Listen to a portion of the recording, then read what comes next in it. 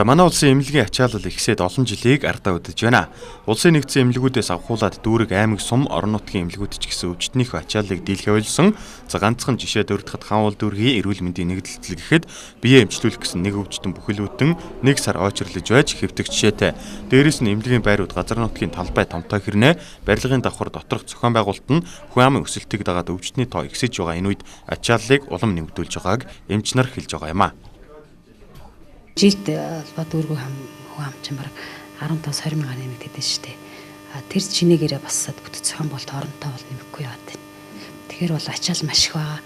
Өнөөдөр 13 нарийн мэргэжлийн кабинет салбараас маань хамбалтаартай нисгэд үлзээдэд хүн хэмжээ салбартай. Тэгээ одоо ерөнхийдөө 229 ажилтны маань 50% нэмчнэр байгаа тий 30% солигч гэдэг.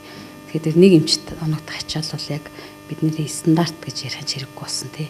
Зөв өнөөдөр одоо нэг захин одоо системээр л нэг очроос зохицуулаад явж байна. Яралтай ор гэж нэг өдөрт нэг 5-6 ор байлгах хэрэгтэй. Ерөнхийдөө 5-6 орон дээр бол яралтай цэцлэмжээр хүмүүс ирээ тий. Тэгээд их очор хүлээстэй очор бол нэг сар очирч л хэвтэж байна. Тиймээс эмнэлгийн байруудыг шинчилж өргөдгөх тоог нь нэмэх зайлшгүй шаардлага тулгарч байна. Харин салбарын яам үүнээс арай өөр гарц байгааг тайлбарлаж байна. За эрүүл мэндийн удирдлагуудыг үзэж байгаагаар нийт улсын хэмжээнд эмнэлгийн байгууллагад хандагчдын тал хувь нь яаралтай тусламж авах нь за биеийн зөөрийн улмаас эмнэлгийн ачааллыг нэмэгдүүлж байгаа гэж салбарын яам үзэж байна. За өөрөөр хэлбэл хөл нуруу толгой зэрэг өвдөлтөөс улбаалж эмнэлгийн дараалал орны хүрэлцээг 50% эзэлж байна гэсэн үг юм а. Харин салбарын яам олон улсын өвдөлт судлалын нийгэмлэгтэй хамтарч өвдөлтийг эмчлэх мэргэжилтнүүдийг бэлтгэх зорилгоор сургалт семинар явуулж эхлэв байна.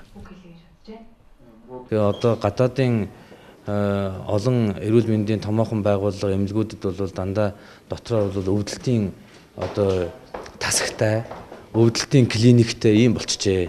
Тэгэхээр зөв өвдөлтийн менежментийг тусад нь авч үздэг ийм боловсон хүчин манай Монголд маш цөөхөн байдаг.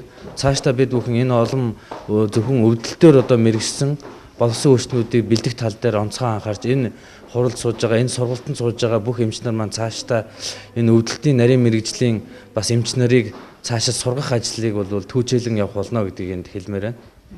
Монгол улс яагаад ингэж хүмүүс нь их өвдөд эмнэлэг нь ороод авахаа болцсон 2 сая хүнтэй мөртлөө аль ч эмнэлэгт орсон битүү ингэж өвчтөй хүн зовсон усуд байгаад байгаа юм. Тэгэхээр дэлхийн нийтийн жишээг бол ерөөсөө урьдчилан сэргийлэх. Тэр тусмаа одоо хүмүүс ямар нэгэн зовирт байдалтай байхад эмнэлгийн байгууллагад хандсанараа тэд нар өвчнөө эрт онцлуулад хүндрэлээс хамгаалдаг бол манай Монголд жишээлхэд нуруу өвдсөн хүн одоо өөрөө эсвэл дур мэдэж юм уугаад эсвэл энэ төр газраар яваад сороога сүлд нь таны нурууг хагална ч гэдэг юм уу аль эсвэл сүрээ байжгаад нуруугаа хайлтсан хойно одоо нурууны хагалгаанд орно гин аль эсвэл дур мэдээд им хэрэглээд миний энэ цэс өвдөд байна гэж явсаар байгаад илгээ солиулдаг дээрээ бөөрөө солиулдаг дээрээ тулаад байгаа. Тэгэхээр энэ байдлуудыг л арилгахын тулд өвдөлтийн нийгэмлэг бол ажиллаж байгаа. Манай улсад одоогоор өвдөлт судлалын чиглэлээр мэргэжсэн 20 орчим хүн л байдаг байна. Харин өнөөдөр маргааш олон улсын мэргэжилтнүүдийг хамруулсан сургалт явуулснаар энэ мэргэжилтнүүд мэдлэгээ илүү зузаатгаж цаашид эмнэлгийн эмч ажилчдыг мэргэшүүлэх юм а. Ингэснээр эмнэлгийн ачаалал буурч мөн иргэд зөв онц тогтоолгох боломж нэгдэх юм а.